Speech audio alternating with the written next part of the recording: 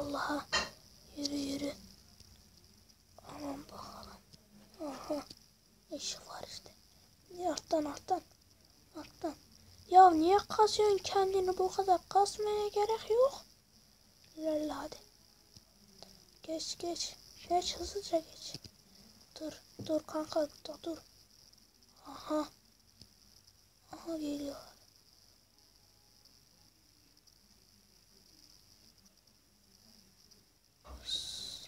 Heh, iyi oldu be.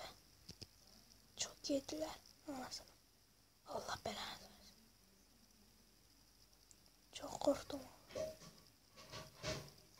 Ne kasıyorsun kendini bu kadar ya? Aha. Diamond. Vallahi diamond. Billahi diamond. Ana. Alarm yanıyor. Alarmlar. Adına sana. Lan tuzaklar. Tuzak lan. Oğlum. Lan güvenlikler geldi. Lan goblin güvenlik.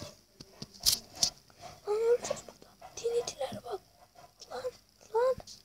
İmdat. Lan güvenlik geldi. Ölecek tek burada sizinle öyle bir güvenlik amca.